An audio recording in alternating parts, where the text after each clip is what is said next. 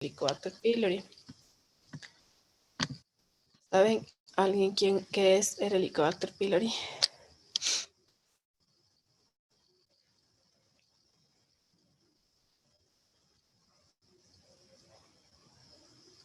O sea, es como un virus que causa lo que es la gastritis. Buenas tardes, Virus. Doc. ¿Puedes Es decir una que el bacteria Helicobacter gran pylori es un negativa. virus? Es una bacteria gram negativa. Ya, una bacteria gram negativa. Ya, ¿en dónde está alojada el Helicobacter pylori? A nivel del estómago, Doc, En el epitelio en el gástrico. antro. En el antro. O sea, está en el estómago, no es que solo esté en el antro, menos es un En virus, el ¿no? epitelio gástrico. Está en el estómago, se aloja en el estómago, ¿no es cierto? Ya.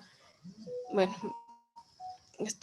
hay que aclarar algunos puntos en cuanto a Helicobacter pylori porque es una de las patologías que más se presentan y con las que más hemos visto que hay un desconocimiento, ¿no? Primeramente, no sé quién dijo lo del virus, o sea, estamos totalmente desorientados en cuanto a Helicobacter pylori, siendo una de las patologías más importantes y más prevalentes en cuanto a lo que vamos a encontrar en el hospital, en el centro de salud. Esto es una recopilación de varias guías de las últimas que se han hecho a nivel de la guía de Maastricht, que es la madre en cuanto a manejo de Helicobacter pylori. También se ha hecho una investigación en cuanto a las guías latinoamericanas que pueden ser traspoladas a nuestro medio, ¿sí? El objetivo de esta presentación y de esta clase es que nosotros podamos establecer estrategias para diagnosticar y dar un tratamiento para Helicobacter pylori, ¿sí? No hay que olvidar que esta es una enfermedad ya considerada como una enfermedad de infecto contagioso, ¿no? A ver, vamos a comenzar, ¿no? El Helicobacter pylori es una bacteria gram negativa. Es la segunda infección crónica bacteriana más frecuente a nivel mundial. La OMS la ha declarado como carcinógena e igual como un problema de salud pública, ya que va a afectar a más del 50% de la población mundial, siendo más frecuente en los países subdesarrollados como el nuestro, encontrándose una prevalencia de casi el 90% en nuestro medio. A diferencia de los países desarrollados como Estados Unidos, en Europa, Asia, en donde la prevalencia varía hasta un 30-40%. Como ven, nosotros doblamos esa prevalencia. El Helicobacter pylori se ha considerado como el principal agente etiológico de lo que conocemos todos y a lo que todos decimos gastritis, úlcera gástrica, duodenal, el linfoma MALT y el adenocarcinoma gástrico. ¿Sí? ¿Qué es lo que nosotros debemos conocer en cuanto a generalidades del Helicobacter pylori? Al momento existe una alta resistencia a los antibióticos usados para erradicarlos, ¿sí? Al momento tenemos una tasa de erradicación por debajo del 90%, ¿sí? Generalmente con las terapias estándar solo logramos un 62% de erradicación, siendo lo mínimo que debemos tener 90%. Ahora se está utilizando la terapia triple con levofloxacina, sin embargo, tampoco se llega a la tasa de erradicación óptima, que es del 90%, y la terapia secuencial al 62%. ¿Qué es lo que se ha hecho entonces? Se han hecho algunos cambios para definir en el tiempo y los antibióticos que se deben utilizar para nosotros poder llegar a una tasa de erradicación del 90%. ¿Sí? Aquí está lo que, nos decía su compañera, que una bacteria gram negativa, pues sí es una bacteria, no es un virus, vuelvo a repetir, es piroidea, tiene flagelos y se caracteriza porque tiene una enzima, la cual se encarga de convertir la urea a dióxido de carbono y amoníaco. ¿Qué es lo que va a hacer? Que es que el medio del estómago, que es ácido, lo alcalinice y pueda atravesar la capa de moco y alcanza la superficie apical del epitelio gástrico, ¿ya? Tiene algunos factores de adherencia, ¿ya? Y tiene y de virulencia. Al igual tiene estas citoxinas vacuolizantes que se llaman BAC-A y BAC-A, que estos son los principales carcinógenos que se han visto, son los principales causantes del cáncer gástrico. ¿Qué es lo que va a producir el Helicobacter pylori? Una reacción en la mucosa gástrica con cambios moleculares e iniciando en algunos casos, no en todos, un proceso de carcinogénesis. Entonces de ahí viene la presencia del cáncer gástrico asociado a la presencia del Helicobacter pylori. ¿Cómo ustedes conocen cuáles son las estrategias de detección? ¿Cómo podemos detectar el Helicobacter pylori? Mediante un examen de heces, ¿no? Es más específico. Ya, un examen de heces. ¿Qué más?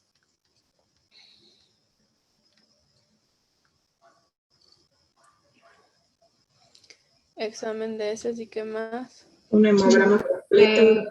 Una de sangre también. Con el de sangre diagnostican el Helicobacter pylori. ¿Qué más? Con la endoscopía también puede ser. ¿Cómo en la endoscopía?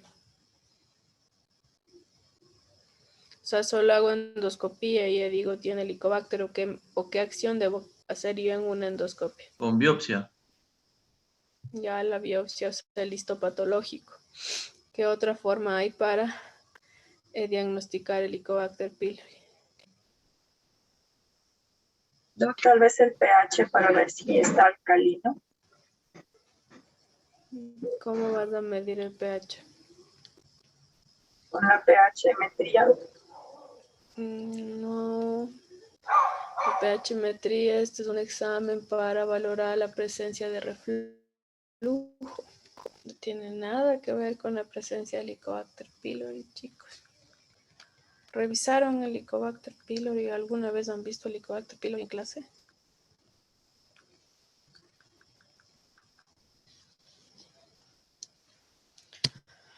Bueno, vamos a continuar, ¿no? ¿Cómo hacemos el diagnóstico de Helicobacter pylori? Pues últimamente en el consenso de Kioto del 2020 ya se designó la gastritis por Helicobacter pylori como una enfermedad infecciosa. Se recomienda ya el tratamiento de todos los sujetos que estén infectados por Helicobacter pylori. La presencia de Helicobacter pylori es una enfermedad orgánica, ¿sí?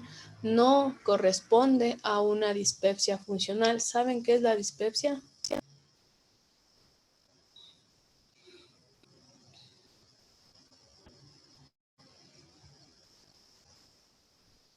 Chicos, ¿qué es la dispepsia?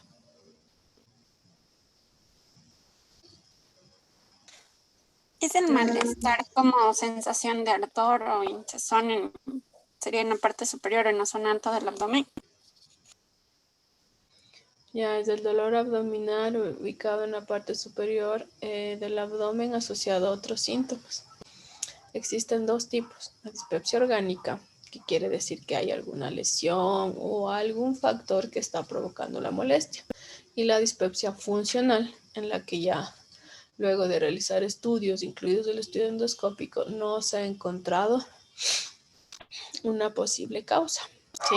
Entonces, la presencia de Helicobacter pylori en un paciente con dispepsia tiene el diagnóstico de una dispepsia orgánica secundaria a Helicobacter pylori, ¿ya? Y no corresponde a una dispepsia funcional. Eso hay que tener claro, ¿sí? Tenemos dos formas de hacer el diagnóstico de Helicobacter pylori, con pruebas no invasivas y pruebas invasivas, en dependencia del que se utiliza endoscopia y en el que no se utiliza endoscopia. ¿Ya? Entre las pruebas no invasivas, es decir, que no estoy haciendo ningún procedimiento endoscópico, tenemos la prueba de aire expirado con urea. Esto va a tener una sensibilidad hasta del 90% igualmente con su especificidad. ¿Qué se hace? Vamos a tener un paciente en ayuno que le vamos a dar una cápsula marcada con carbono 13 o 14. Al consumir la cápsula, si el Helicobacter pylori está presente, la ureasa que le dije que tenía esta bacteria, va a metabolizar la urea y va a desprender dióxido de carbono, lo cual va a ser detectado en el aire expirado, ¿sí? Esta es una de las pruebas más sensibles que se tiene, ¿sí? Bueno, es un poco difícil el alcance en nuestro medio, pero sí se hace, ¿sí? Sí podemos hacerlo. Es un poco más, bueno, el instrumento es un poquito caro, por eso es que está, a diferencia del antígeno en heces, o sea, sí hay una diferencia, ¿no? Y el antígeno en heces, va a utilizar anticuerpos mononucleares y va a tener una misma sensibilidad y especificidad que la prueba de aire expirado. También es muy útil para nosotros determinar si después de la erradicación ya no está presente la bacteria, ¿sí? Pero como les decía, en costos también y en accesibilidad es más fácil un antígeno en heces que una prueba de aire, la prueba del aliento que se suele llamar. Y la serología, esta no tiene buena sensibilidad ni especificidad. Lo que va a hacer es detectar anticuerpos circulantes contra el Helicobacter pylori. No va a distinguir entre infección pasada o activa y su única utilidad es para hacer estudios epidemiológicos de prevalencia. No por eso, entonces, si yo tengo una sospecha de un paciente con Helicobacter pylori, no debo pedirlo en sangre, porque si es un paciente que ya le dieron tratamiento y lo erradicaron, puede mantenerse los anticuerpos circulantes incluso hasta un año después de la erradicación. Entonces no puedo saber si la infección pasó, está presente o qué. ¿Ya? Lo único, como les dice aquí, es como quiero saber cuántos pacientes han tenido Helicobacter pylori en Pichincha. Entonces hago así en sangre, decimos, bueno, estos pacientes no nos interesa si ahorita está con la infección o tú. ¿Cuántos pacientes tuvieron o tienen Helicobacter pylori? Con eso puedo saberlo, ¿ya? No me sirve para el diagnóstico y tampoco, mucho menos para ver erradicación. Sí, eso es algo que quiero que lo tengan muy claro porque es muy común que vengan los pacientes con un Helicobacter pylori en sangre, lo cual no es útil. ¿Alguna pregunta hasta ahí? ¿Entendieron esa parte? Sí, Doc.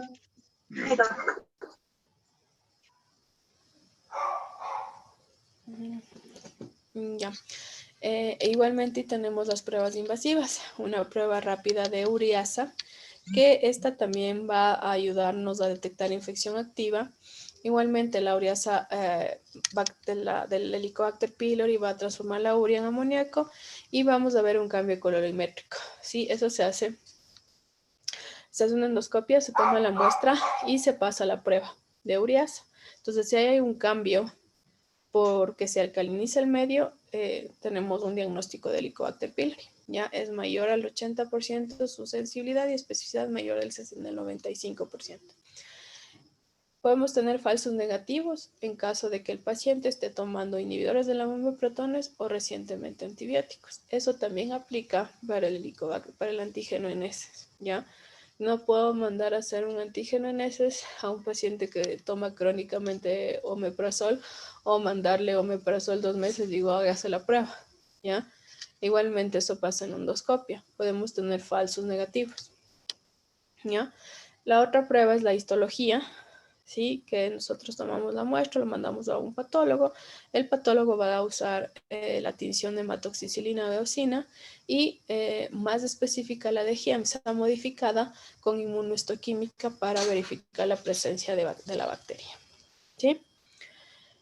¿Qué otras pruebas tenemos? El cultivo de Helicobacter pylori, lastimosamente es poco utilizada, es muy laboriosa, muy cara. Sin embargo, es útil para realizar pruebas de susceptibilidad, tomando en cuenta lo que les había dicho al inicio, que la la resistencia a antibióticos por Helicobacter pylori está en aumento.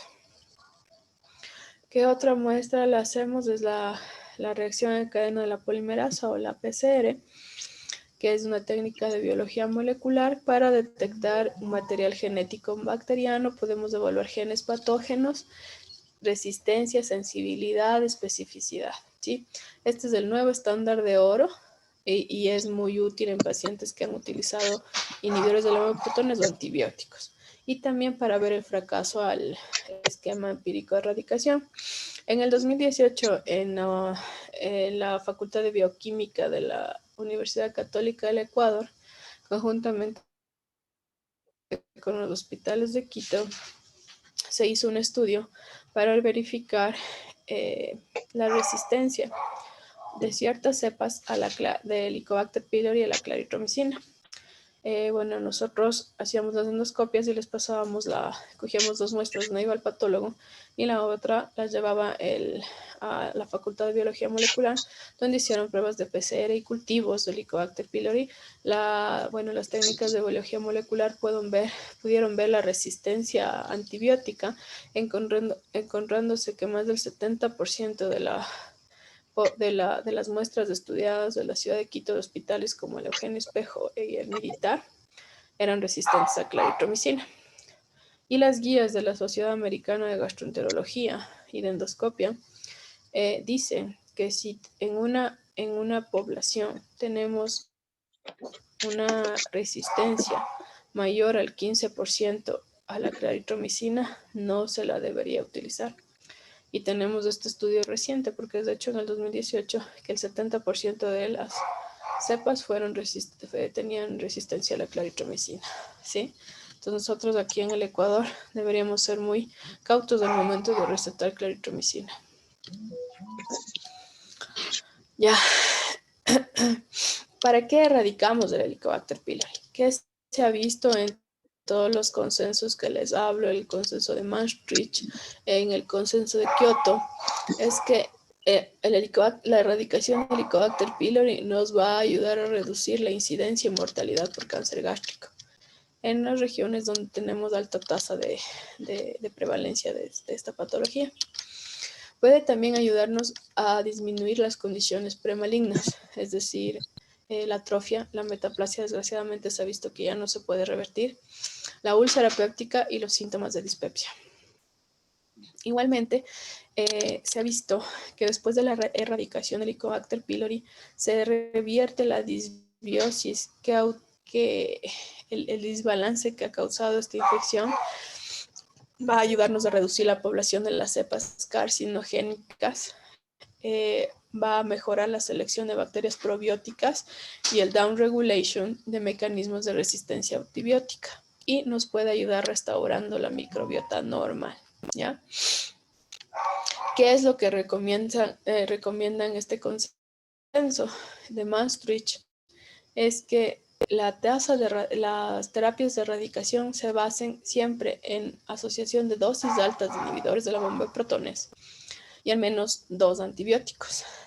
Y esto puede ser con o sin las sales de bismuto, ¿ya? Teniendo en cuenta siempre la tasa de resistencia local, ¿sí? Aquí, como les había mencionado, hay una alta tasa de resistencia a la claritromicina y también hay un estudio realizado en Chile y en Colombia que se ha encontrado igual resistencia al más del 40% a la levofloxacina. ¿Ya?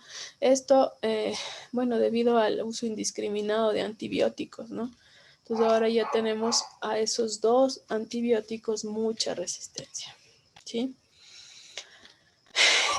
Según la Sociedad Colombiana de Gastroenterología en el 2016, a nivel mundial se decía que la combinación de un inhibidor de la bomba de protones más la amoxicilina más el metronidazol o la claritromicina era la terapia inicial. Sin embargo, como les repito, consensos internacionales como la Sociedad Americana de Gastro, de Endoscopía, la Europea, tampoco recomiendan su uso cuando la resistencia a metronidazol también es al 40% y claritromicina al 15%, ¿ya? Colombia ha tenido, nosotros aquí no tenemos estudio de metronidazol, de la resistencia al metronidazol. Sin embargo, es nuestro país hermano. Colombia tiene una resistencia de alrededor del 80%. Y la de la claritromicina que tenemos en Ecuador del 63 al 70%. ¿Sí? Entonces hay que tener mucho cuidado en cuando nosotros elegimos qué terapia vamos a usar.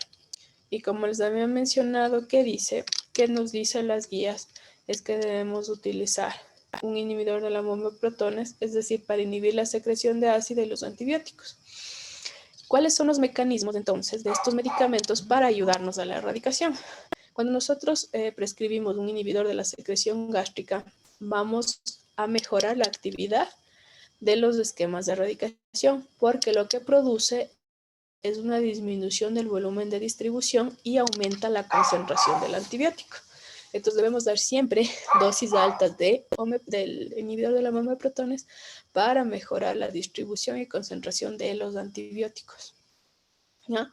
Igualmente, la actividad antimicrobiana de la amoxicilina, de la leu y de la claritromicina disminuyen con el pH ácido. ¿Ya? Y cuando nosotros llevamos a un pH al estómago un pH a neutro 6 o 7, vamos a aumentar la tasa de replicación del Helicobacter y vamos a favorecer el efecto antibiótico, porque vamos a tener mayor actividad porque ya le hemos alcalinizado al medio. ¿Ya? Bueno, es lo que les había indicado. ¿Qué puede influir en cuanto a la eficacia de los inhibidores de los protones? La existencia de ciertos polimorfismos de los citocromos que pueden hacer que unos metabolicen más rápido, otros metabolicen en menos tiempo el inhibidor de la bomba de protones. Que esto más se ha encontrado en pacientes en Europa y en América, y por lo que se recomienda el uso de preferencia de esomeprazol o rabeprazol en dosis altas, a diferencia del omeprazol. Al momento tenemos un nuevo antiácido, que es el vonoprazan. El vonoprazan es un inhibidor competitivo del canal de potasio y que tiene un efecto supresor de la secreción gástrica. Tiene una respuesta más sostenida, inmediata, y aumenta al 15% las tasas de erradicación en comparación con los otros esquemas. Esta es la medicamento que en muchas ocasiones reemplaza a los inhibidores de la bomba de protones. Sin embargo, en nuestro medio todavía no se lo está utilizando, y se lo utiliza en China, en Europa, el vonoprazan. ¿Ya? ¿Qué consideraciones nosotros debemos tener al momento? Que, bueno, después de haberles dicho todo esto de las grandes tasas de resistencia que varían en diferentes partes del mundo, a nivel, no hay un esquema de erradicación universal, ¿ya? Siempre la elección del mejor tratamiento Helicobacter pylori va a depender de factores del paciente, como el uso previo de antibióticos y ver los perfiles de resistencia de la bacteria. Va a depender en tanto del paciente y del tipo de bacteria que tengamos, ¿sí? Ya, bueno, por las resistencias antibióticas que vemos, nosotros debemos tratar de utilizar esquemas que logren más del 90% de la erradicación, ¿ya? Y no usar claritromicina si es que la resistencia supera el 15%. Esta es otra de las recomendaciones que nos dan las diferentes guías, ¿sí? ¿Qué hay de nuevo también en cuanto, bueno, a las recomendaciones de las sales de bismuto? Pues el bismuto se ha visto que tiene propiedades antiinflamatorias y bactericidas más absorbentes, ¿ya? Tiene un rol importante en la terapia de erradicación porque impide la entrada del protón hacia el espacio intracelular, y también ayuda a generar un pH cercano a neutro y favorece la replicación bacteriana y la hace más susceptible a los antimicrobianos, ¿ya? Se ha visto que su adición a los esquemas de primera línea va a mejorar muchísimo la eficacia frente a las cepas. En la práctica clínica yo utilizo la terapia con levofloxacina más bismuto y sí tiene una buena respuesta, ¿sí? Esto es una recopilación también de las guías latinoamericanas para que lo lleven a casa, ¿no? La claritromicina no se debe utilizar en la triple terapia si tenemos resistencia al 15%, ya que ya sabemos que tenemos casi el 70%. Esto de no utilizarla ayuda a evitar el fracaso de la terapia y a generar más resistencia. En Colombia recomiendan que la amoxicilina sea dosificada entre 3 a 4 veces al día. ¿Por qué? Por la concentración mínima inhibitoria. Dándolo en esa dosificación aumentamos los niveles estables del antibiótico porque tenemos un nivel que sube y luego baja, ¿sí? Entonces, teniendo en ese horario, nosotros podemos lograr estabilizar los niveles del antibiótico durante las 24 horas. ¿Qué nos dice la levofloxacina? Que usemos en zonas de baja resistencia. Aquí tiene menos resistencia claritromicina, pero también está aumentando la resistencia por el uso indiscriminado de las quinolonas. Podemos utilizarla también en pacientes alérgicos a la amoxicilina. La tetraciclina debe ser adicionada a los esquemas con bismuto en los pacientes alérgicos de la amoxicilina y es el tratamiento luego de elección luego de la falla de la primera línea, ¿ya?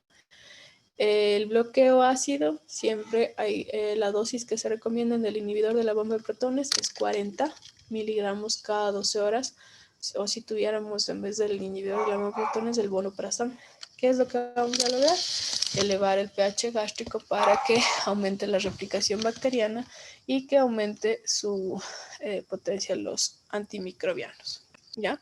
El bismuto puede ser adicionado a la terapia triple para aumentar la eficacia, especialmente en lugares con resistencia a claritromicina o levofloxacina. Se puede utilizar también o adicionar a la terapia triple con claritromicina o levofloxacina el metronidazol a una dosis mínima de 1500 miligramos día, es decir, 500 cada 8, para vencer las resistencias, ¿sí?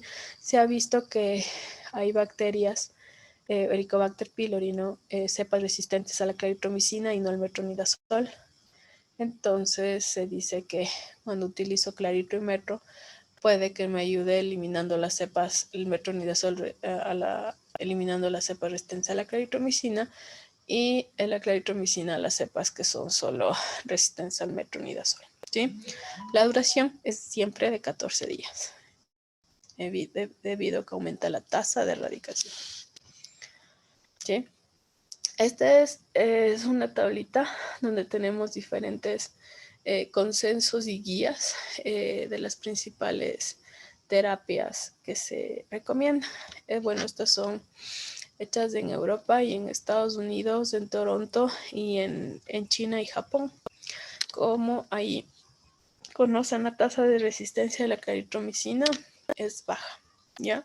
Por eso es que ellos sí apoyan bueno, dice que en áreas de baja resistencia se utilice 14 días. Podemos utilizar el inhibidor con aclarito más de la moxi o la aclarito más de metronidazol, ¿sí? Y en las áreas de alta resistencia a la claritromicina nos dicen que adicionemos 2 antibióticos al inhibidor de la bomba de protones y el bismuto, ¿ya? Y también recomiendan la terapia cuádruple concomitante, que es la que les mencionaba, es agregar metronidazol a la terapia triple convencional, ¿ya? Esto coincide con el consenso de Toronto, igualmente en el número de días y en el tratamiento especificado. En las guías de la Sociedad del Colegio Americano de Gastroenterología, igualmente, todas van a coincidir en lo mismo en cuanto a la resistencia a la claritromicina y en el uso de los diferentes esquemas. Aquí también ya nos habla de la terapia cuádruple con bismuto, igual que el consenso en Toronto, que es el inhibidor, el bismuto, la tetraciclina y el metronidazol durante 14 días, ¿sí? El informe del quinto consenso nacional chino, en cambio, en ellos ellos recomiendan la adición del bismuto al esquema que según nuestras tasas de resistencia, nuestro perfil de resistencia, ¿no? Y la pauta coreana del 2020 igual nos habla de la terapia estándar, ¿sí? Sin batería.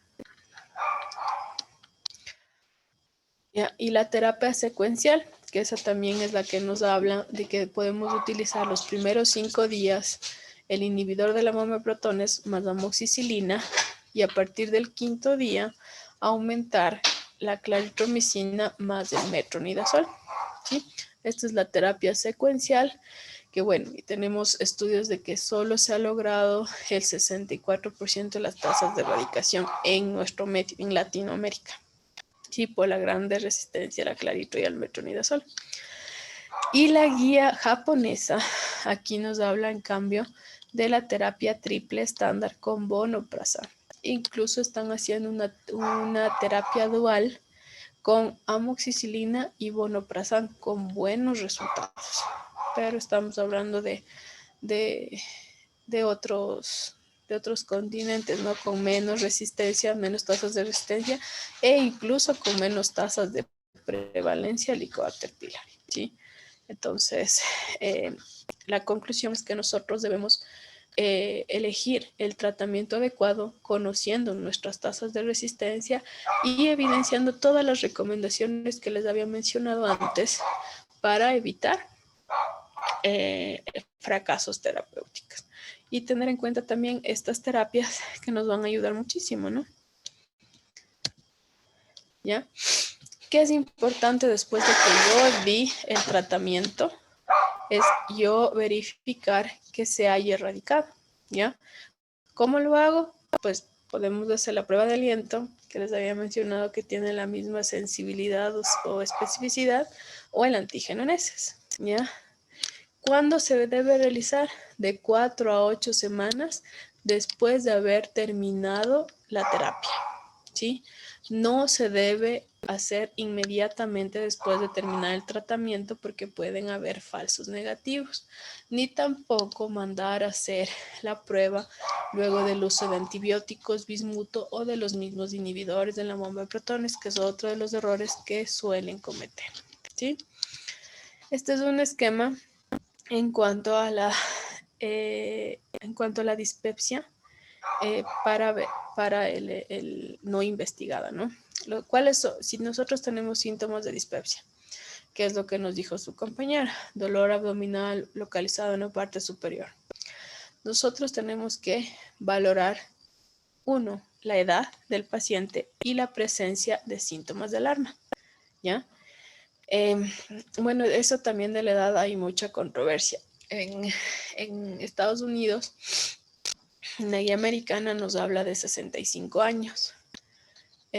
Otras guías nos recomiendan a partir de los 50 años, la americana.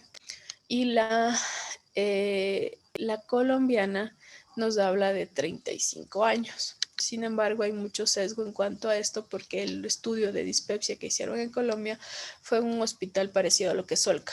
Entonces, que habían bastantes pacientes con cáncer, pero no fue extrapolado a todo el país. Por eso se vio que hay mucha prevalencia a partir de los 40 años, por eso es que se hace a los 35, ¿sí? Acá en el país, hice un estudio para graduarme, en el que nosotros vimos que la mayor prevalencia de cáncer gástrico o de hallazgos relevantes después en una endoscopia es a partir de los 65 años. Entonces, como conclusión sacamos que la edad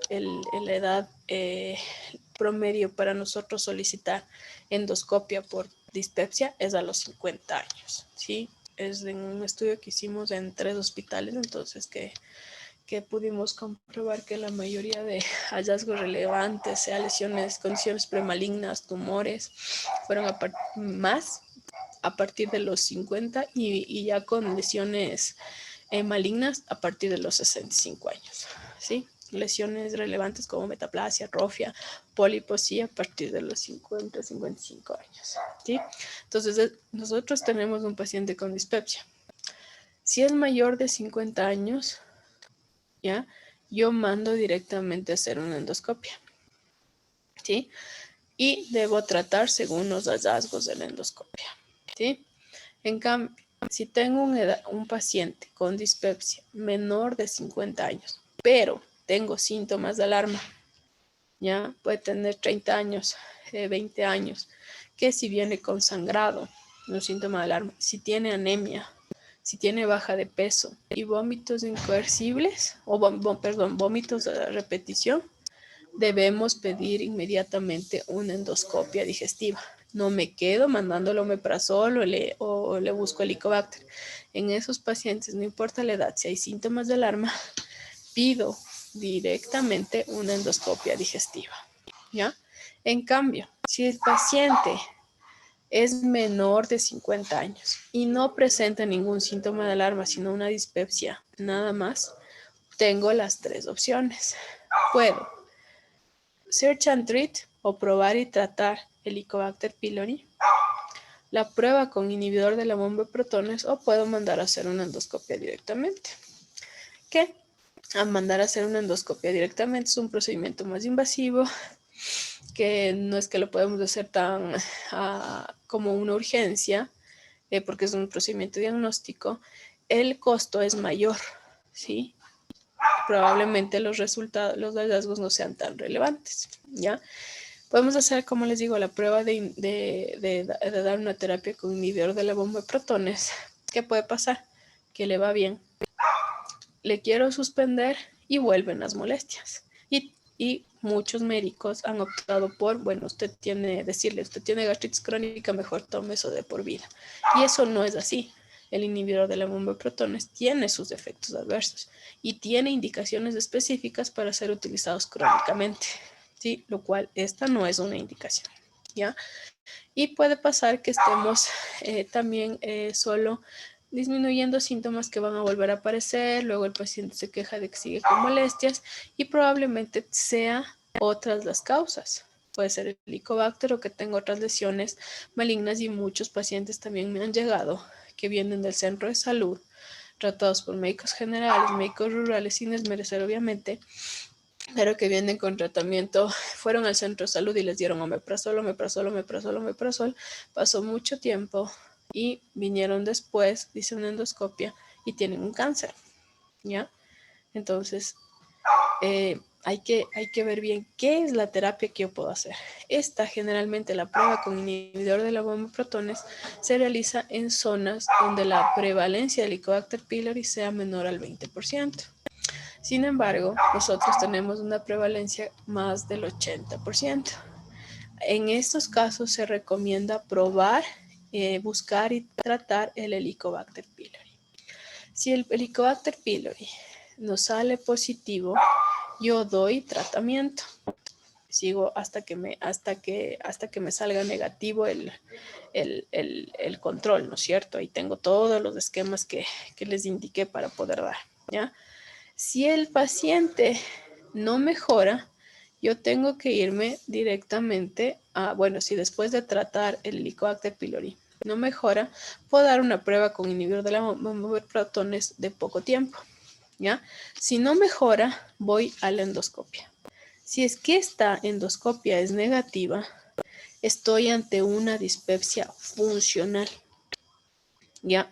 Entonces yo tengo que evaluar ya otras causas, o sea, ya no es un tumor porque es una endoscopía, ya no es Helicobacter porque ya erradiqué. Entonces tengo que evaluar otras causas, modificar la dieta y utilizar otro tipo de medicamentos, entre los antidepresivos tricíclicos, terapia psicológica, procinéticos, y ver cómo me va, y así tratar como una dispepsia funcional, ¿sí? Entonces no se olviden, pacientes en nuestro medio, menores de 50 años, sin síntomas de alarma, busco y trato Helicobacter pylori. Si es que no, mando a hacer endoscopia y no me quedo con el paciente en el centro de salud, ¿sí? Lo último, para Esto es para que se lo lleven a casa. ¿Cuáles son las utilidades de las pruebas invasivas? La de más utilidad, la prueba respiratoria con urea o en su defecto el antígeno fecal, que es el que más tenemos para diagnóstico y confirmación de erradicación. En pacientes en que los vaya a someter a endoscopia, el diagnóstico se debe hacer mediante biopsias, ¿ya?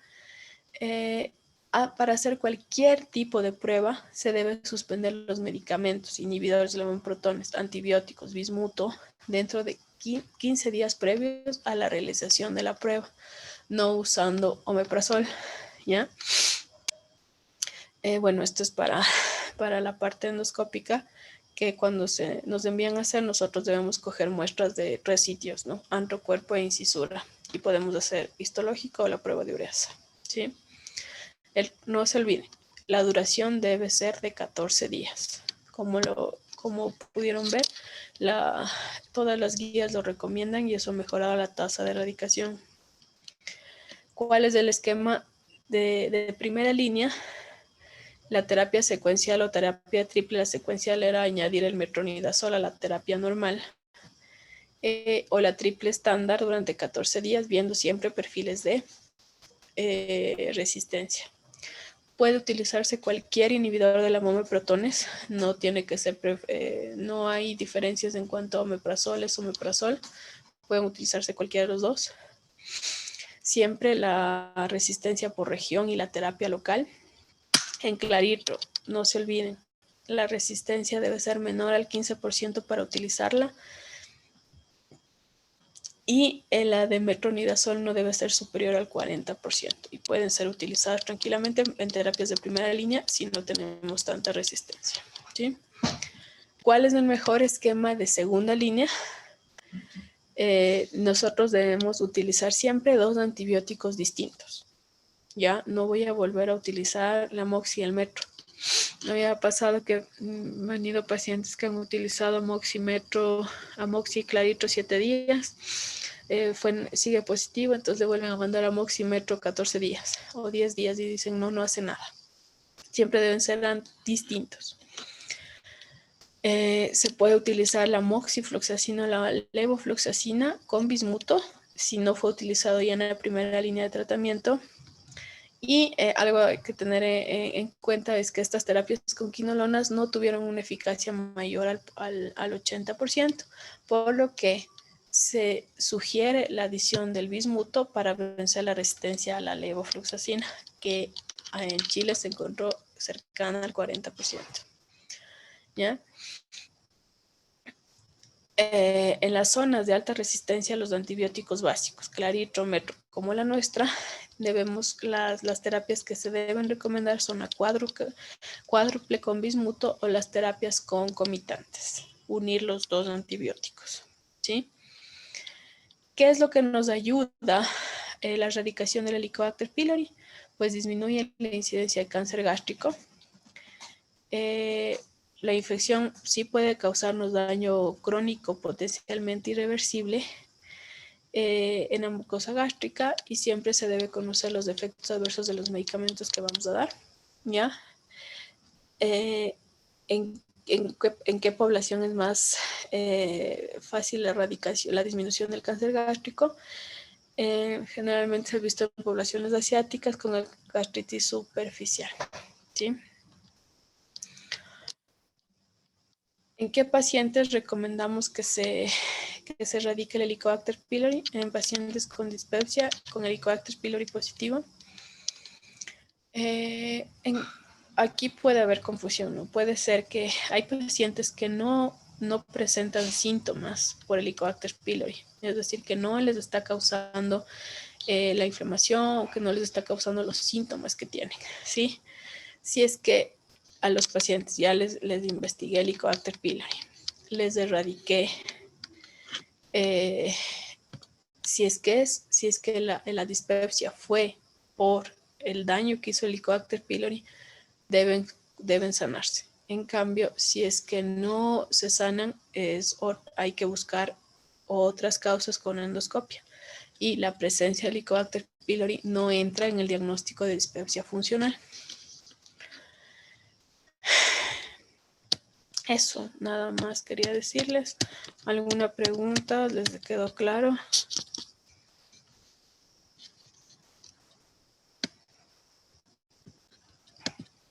Sí, doctora, hay unas preguntas en el chat.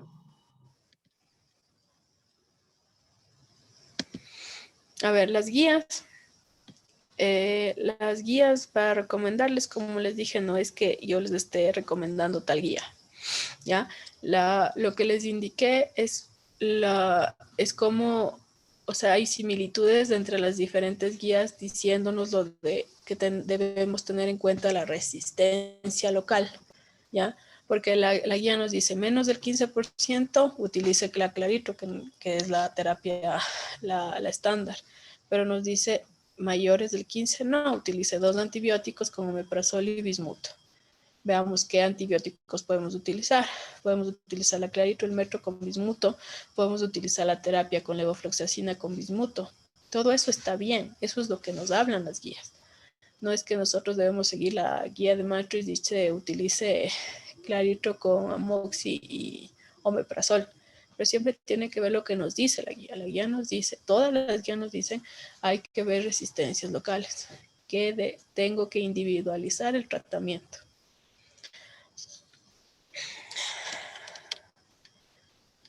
Y la otra, a ver, nos puede decir una marca comercial de sales de bismuto. El bismutol se utiliza, yo lo he utilizado aquí, y el subsalicilato de bismuto también lo traen acá, que es en tabletas. Con el jarabe me ha ido bien también porque es más fácil de conseguir. El subsalicilato de bismuto en tabletas no es más, se lo encuentra en Colombia, pero sí hay farmacias que lo suelen traer. Y la otra pregunta, la molécula de esomeprazol, ¿es mejor la molécula de esomeprazol que la de omeprazol? Se ha visto algunos estudios que el esomeprazol va mejor en reflujo gastroesofágico, pero no hay una diferencia estadísticamente significativa que nos diga que el uno es superior al otro. He visto pacientes que mejoran con el omeprazol igual que con el esomeprazol. ¿Sí? Hay diferencias, sí, en los genéricos y en los comerciales, eso sí, en los genéricos del omeprazol que son utilizados en el ministerio, hay muchas tasas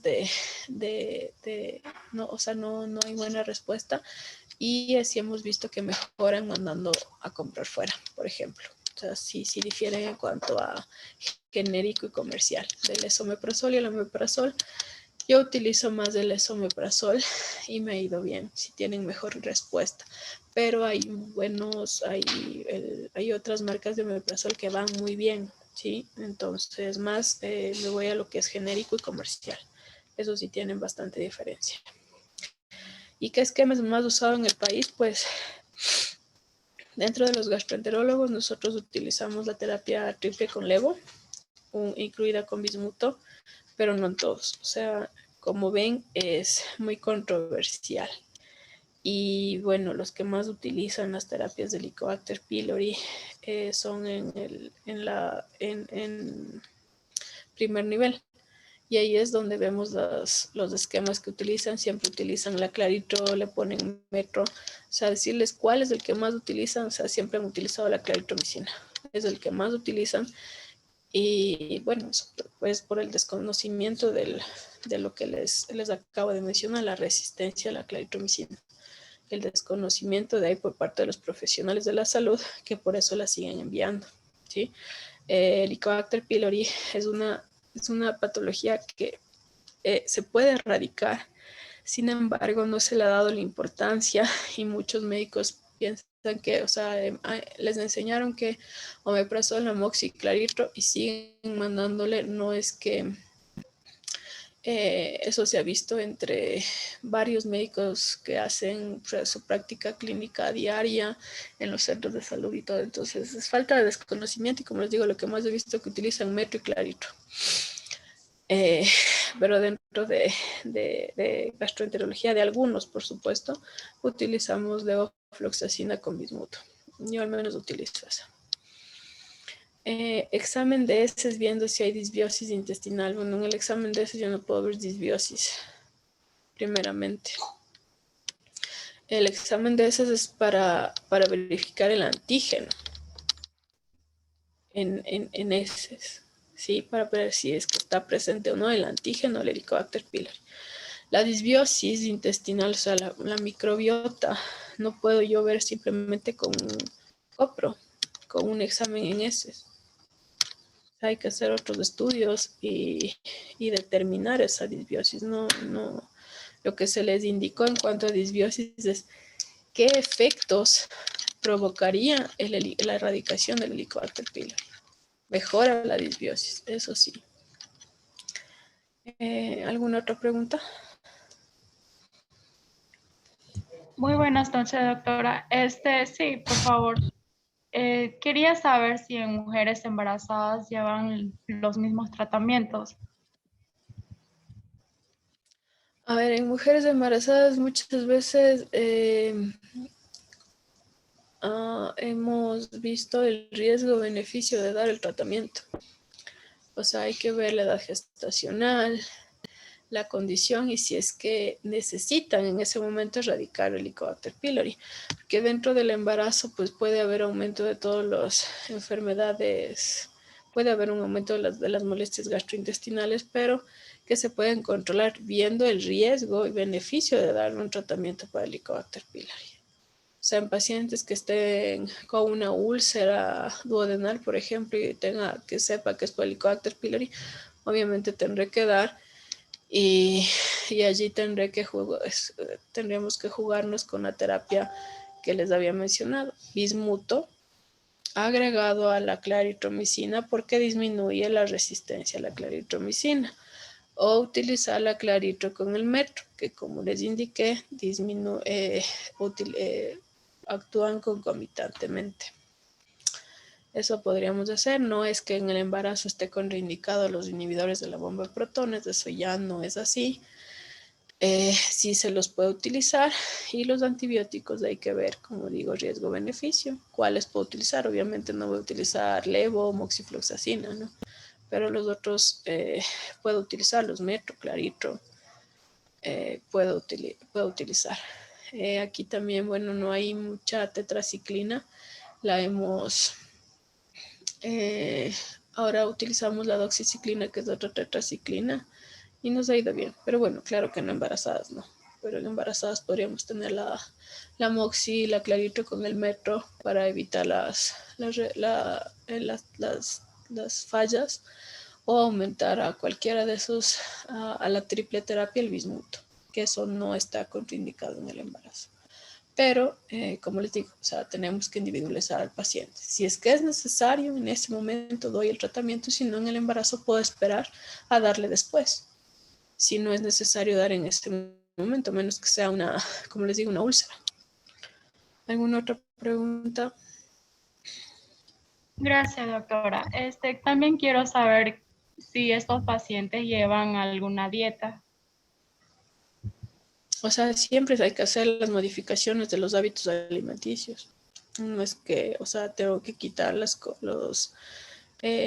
modificar en cuanto al número de comidas. En estos pacientes va a aumentar el número de comidas en porciones más pequeñas y evitar los posibles factores que podrían exacerbar los síntomas. Obviamente tengo que quitar el alcohol, el tabaco, ciertos irritantes de estómago como el ají, los condimentos artificiales, las gaseosas. Esas modificaciones que debo hacer no por la misma patología digestiva. Eso tengo que hacer. ¿Alguna otra pregunta?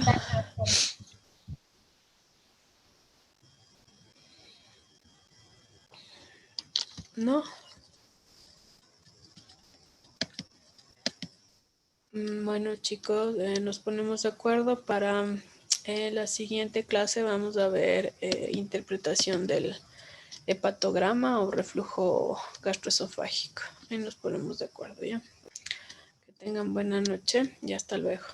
Gracias, Ya, doctor. doctora. Doctora. Hasta luego, doctora. Chao, chao, chicos. Gracias, doctor. Chao, chicos.